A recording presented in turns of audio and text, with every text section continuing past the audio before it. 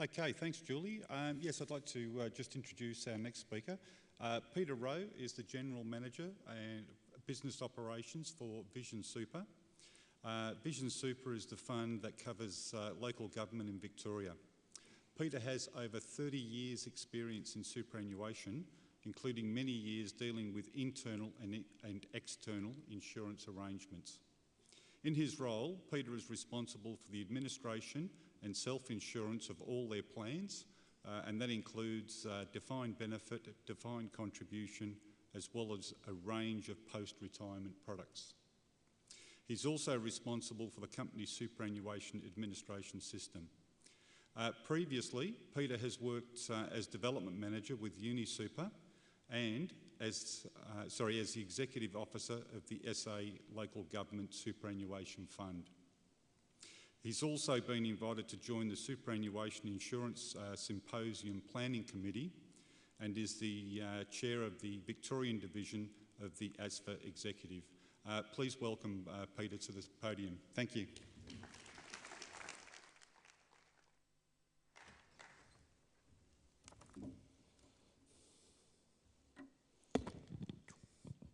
Right, good morning everyone, and it's good to see you here. Look, thank you Julie. Julie has outlined what Care Super has been doing with their arrangements, and I'll be looking at what Vision Super's been doing because we've actually been entering into a new arena of insurance arrangements. And I guess the background is important because Vision Super has been providing retirement benefits as an industry fund for over 60 years.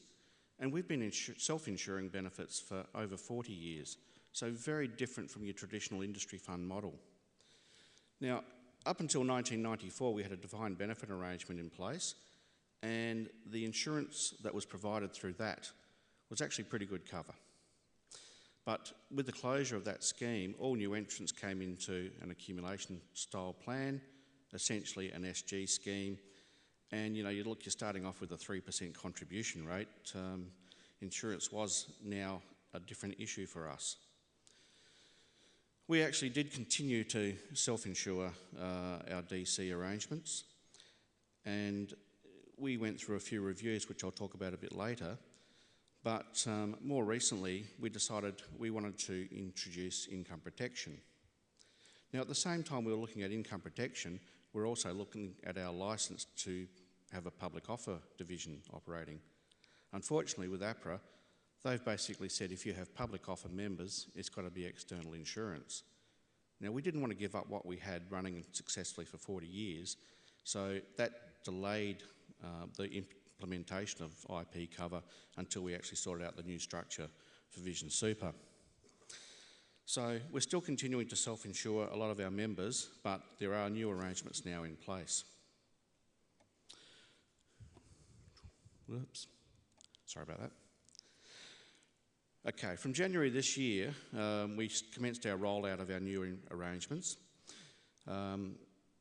We've retained the core death and disability cover that we've had in place for our exclusive members, or not our exclusive members, but our core members. But what we've done is added some new features. Yes, we've rolled out IP, we've put in place death-only cover for our casuals, and we've put in a lot more flexibility with topping up cover as well as providing fixed cover. Now, what we've done there is we've actually outsourced or externally insured all of these benefits through a tender process, and we're actually using ComInsure for that cover. Now, the core cover there is the death-only. Well, okay, I'll go through the cover arrangements very quickly for you. The death-only cover for casuals, we've given every casual who have more than $1,000 in their account 3 units of death cover. They can opt out of that if they wish. It's their choice. If a casual really wants to go down the track of applying for disability cover as well, that option is also available. We chose $1,000 there, I guess, for two reasons. One is to say, okay, they're casual, but there is a pattern here that they've actually accumulated some reasonable balance, at least to provide insurance for them. The difficulty we also had is that with casuals, especially in our industry, they do come and go a fair bit. And you didn't want the ones that come there for 5 minutes, they've got $20 in their account and they disappear again. It's not going to be their core super fund. With our death and disability, we have exclusive employers, and they're the employers who have agreed that Vision Super is their default fund. So for those employers, we're continuing to provide self-insurance. We give the members 3 units of auto cover, and they can also top up above that if they wish. But any top-up cover they get will be through ComInsure. For the non-exclusive employers, and there's quite a growing band of those, they're going to also get 3 units of cover, but that will be auto cover through ComInsure. Again, all the top-up cover will be through ComInsure. And like Julie's fund, we're looking at the continuation option. Previously, we did have continuation cover in place, but we were only allowing it to go down to activities of daily living cover, which will be in place going forward as well, but they will be able to maintain the normal death and disability cover. Now, all of the IP cover that we're providing is going through ComInsure. The default arrangement has been provided at 75% of salary. It is unit-based, so what we've done is use the salary information we have to work out the number of units to round up to 75%. In fact, if the units give it slightly higher figure, we've gone up to slightly above 75%. Members can also top up by taking out a further maximum of 10% of cover, but anything above 75% that's payable will actually be paid back to the fund in contributions. The standard default 2-year and the 90-day waiting period. Members can also reduce their waiting period if they wish to. Now, research. I'd love to be able to stand here and say we conducted extensive research, we ran workshops, focus groups. The fact is we didn't. We have had a couple of attempts at research on insurance, and I guess the response we got was very limited. We got about a 10% response from the work we did, and it highlighted one thing to us, and that is members are really aware of the sorts of cover they have. And that's something, we keep on drumming into them at seminars, through mail-outs, etc. But I guess the awareness factor is just not there.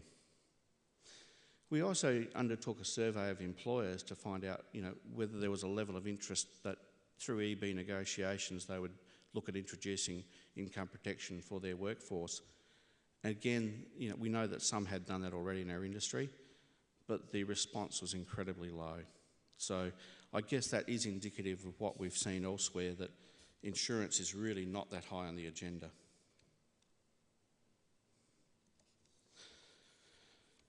Like Julie's fund, we went through the whole communication exercise in rolling this out. We've had 3 newsletters that have gone out with the cover, special articles on insurance.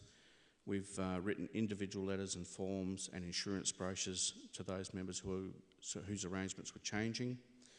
We've emailed employers and asked them to distribute emails to their employees if we didn't have addresses for them. We've skilled our hotline people to make sure that they can answer the questions as the calls are coming in. And with our website, we put new links on there, a calculator for the IP cover, and we've also upgraded the secure website so that when members log in, they can actually drill down further to see what type of policies that they do actually have.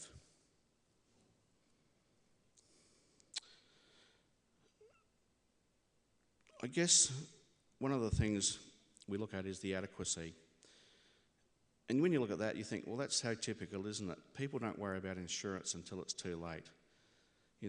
Sorry, the Titanic's sinking. You can't get cover at that point in time.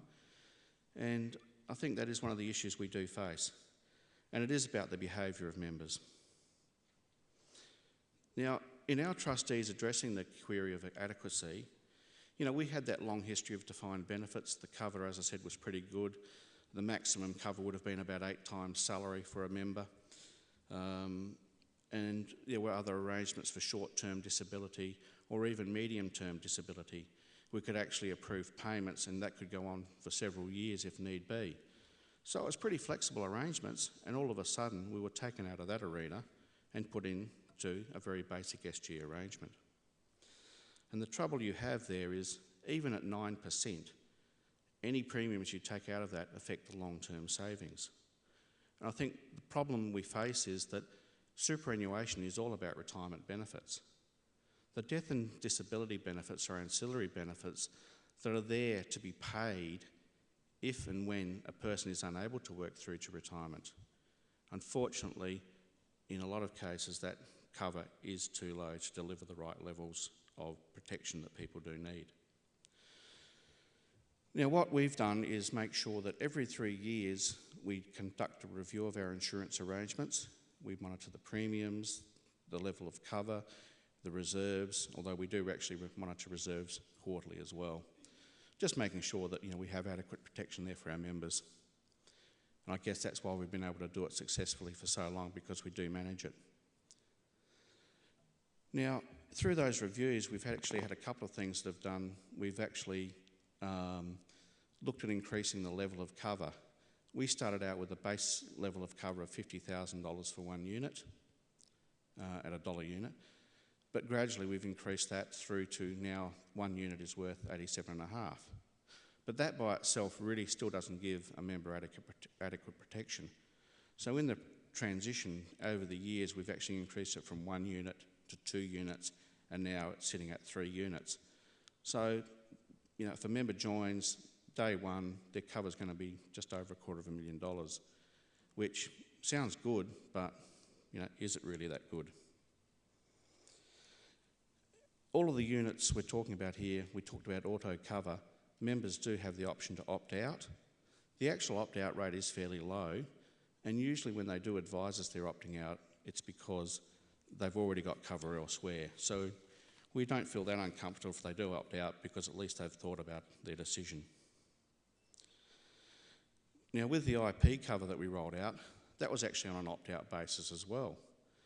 And it was really interesting getting some complaints through. I think we managed, 19 complaints out of all the letters we sent out. So not a huge number, but the main complaint was, how dare you do this? This is illegal. You can't make us opt out. You shouldn't give us the cover. And then we'd ring them up and talk to them and explain that they actually have death and disability cover already that was provided on an opt-out basis. They say, oh yeah, but that's different. This is costing us a bit more.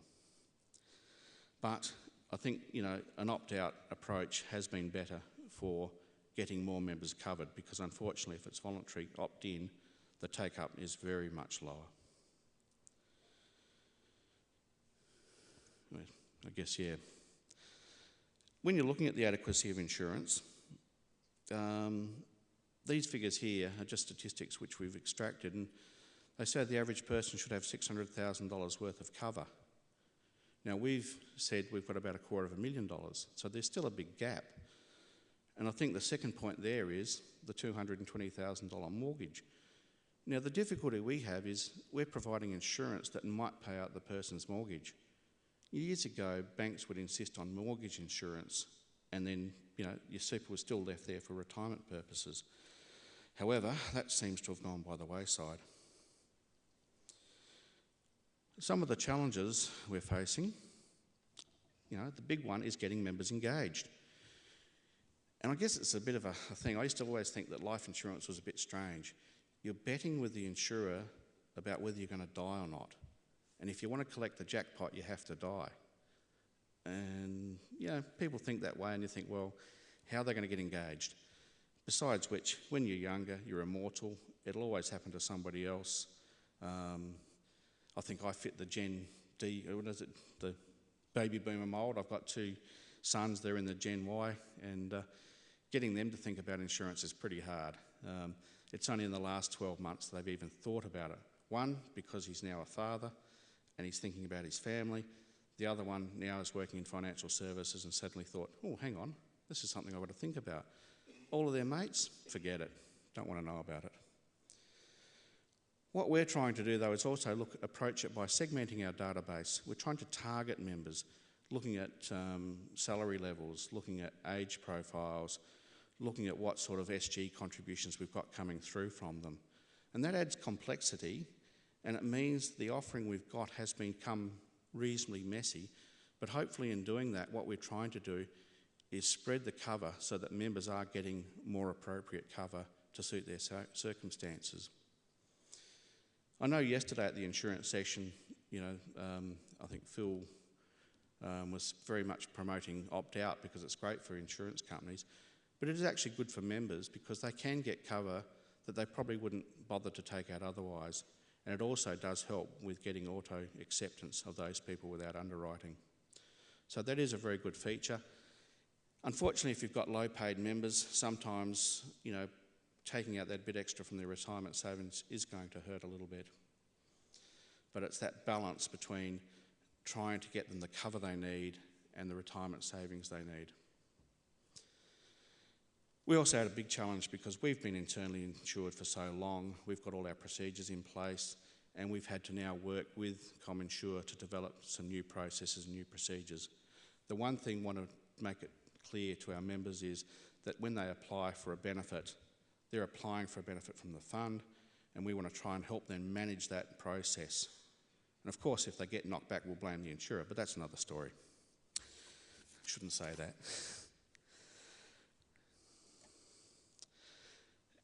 Dealing with the insurers, I think there's two things here. Before we got to deal with the insurers, we actually dealt with a broker.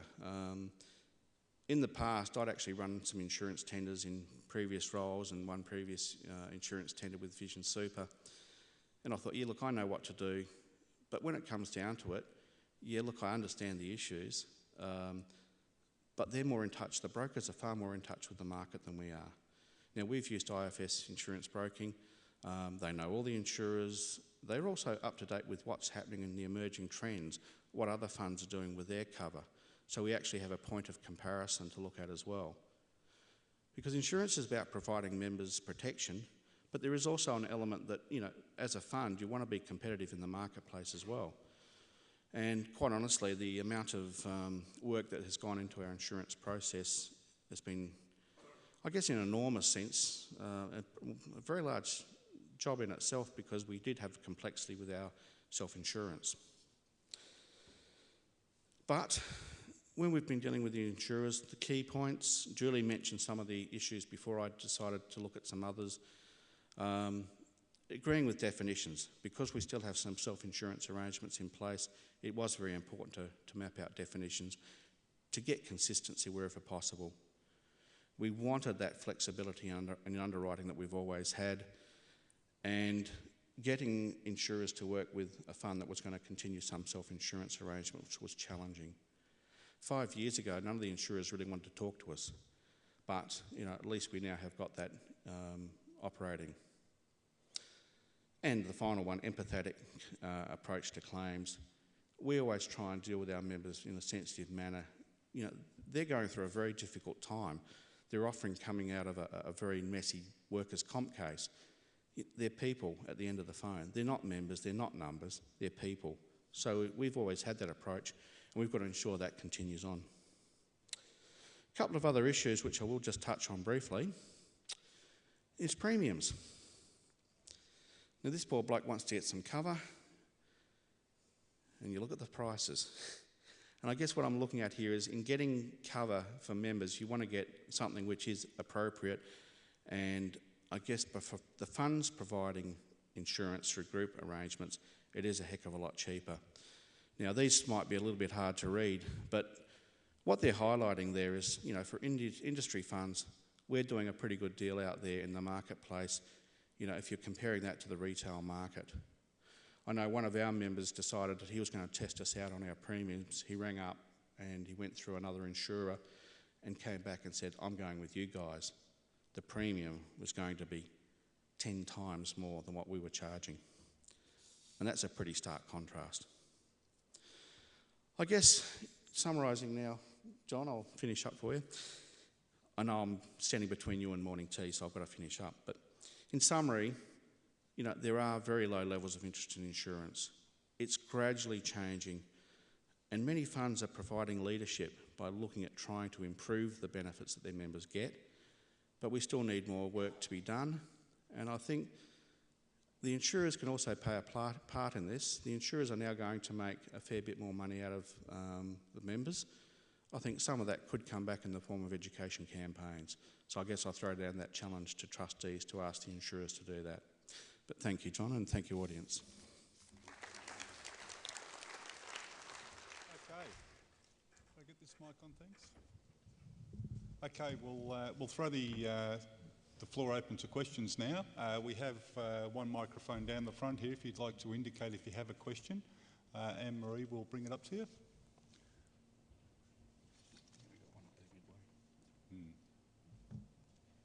If you wouldn't mind just stating your name and organisation, that'd be great.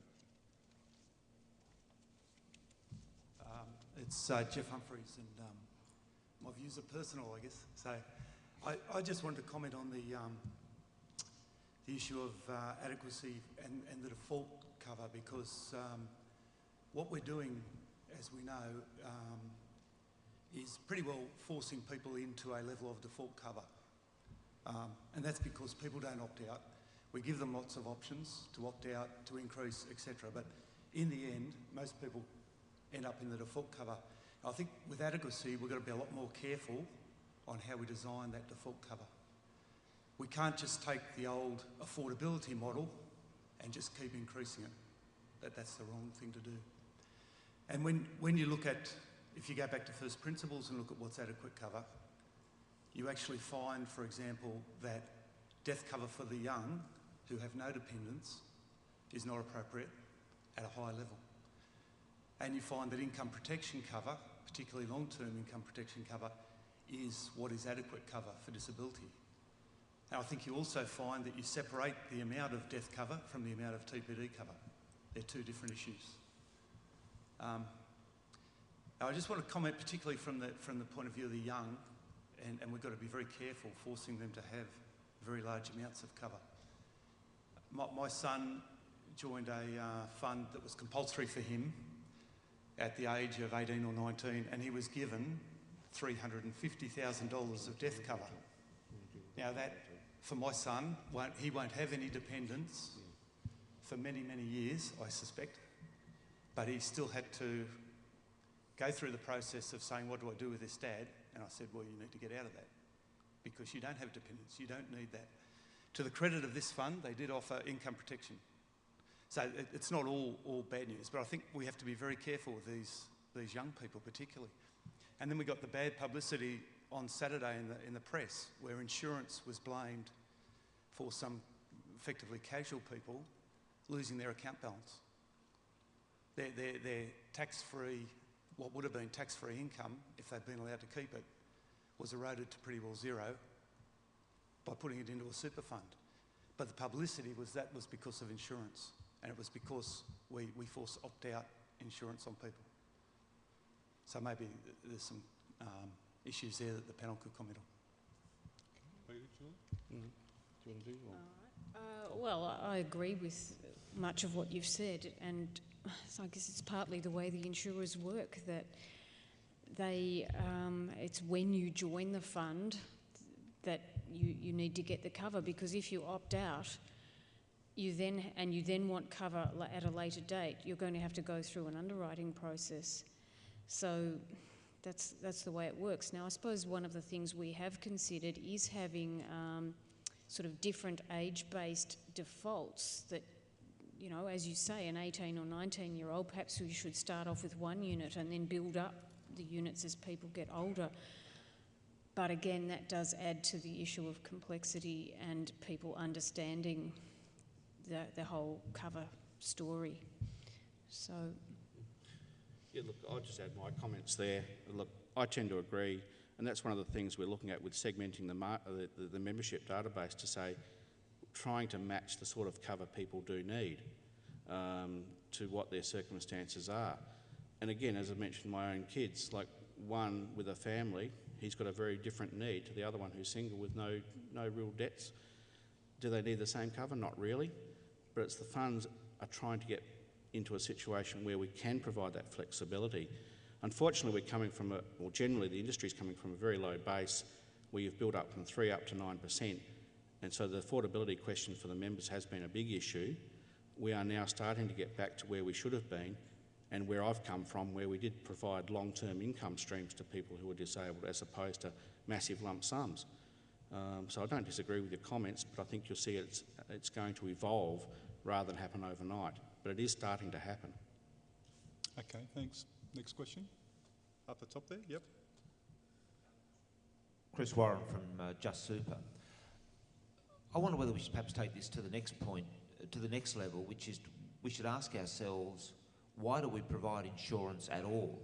Here we have two funds that are obviously doing a terrific job trying to get members to engage, trying to promote it to their members, and yet all the evidence is their members don't really want it.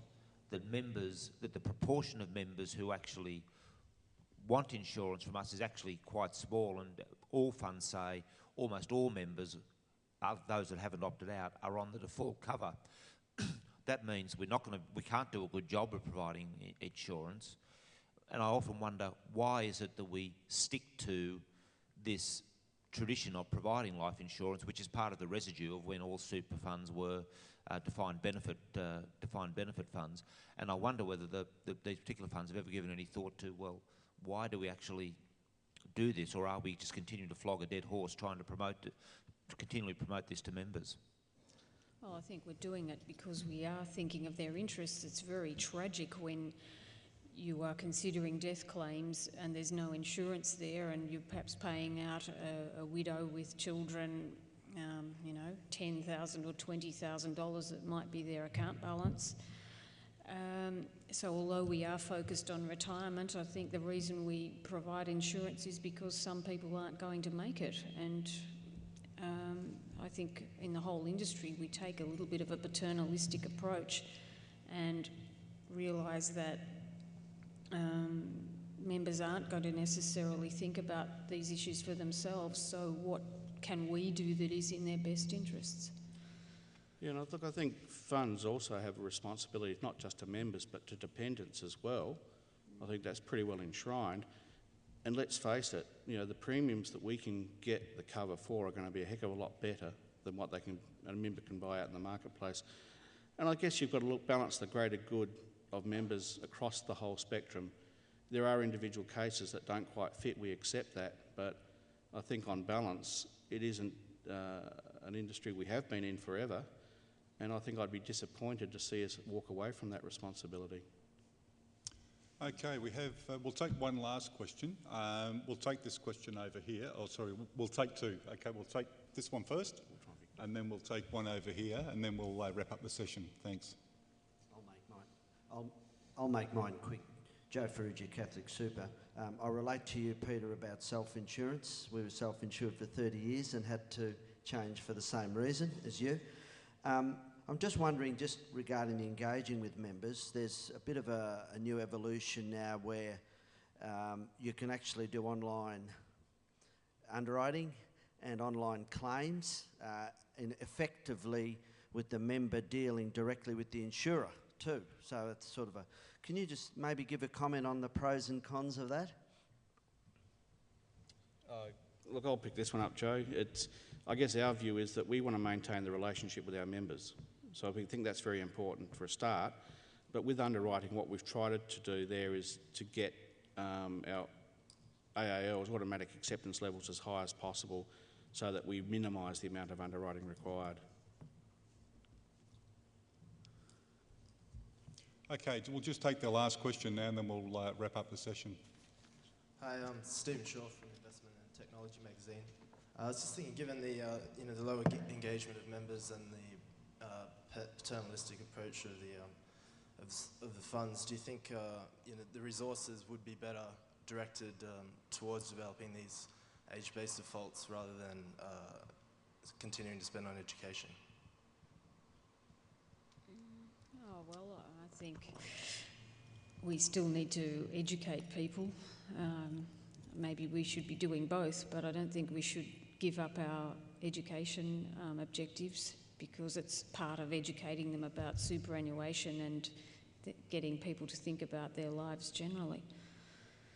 Look, I'd agree with that. I think financial literacy in this country has been fairly low. It is improving. I think funds have a part to play in it. I think we can design products, that work can be done fairly cheaply. You don't need to spend a lot of resource on that. But I think if you spend more time educating the members to understand what they need, they are then going to be in those positions to say, do I need to take out top-up cover? Have I got cover elsewhere, therefore can drop this cover? And they can manage that a lot better if they understand. So I'd support education continuing. And I think, if I can just add, that whatever default cover you have, whether it is age-based or whatever, you still need to get people to think about their own circumstances. Okay, I'll wrap up the session now. Firstly, just on behalf of Bridgewater, I'd like to thank both Peter and Julie for their presentations today and present them with a gift voucher to Oxfam, which is a gift of education to various children around the world. And if you'd also just join me in thanking both Peter and Julie for their presentations. Thank you.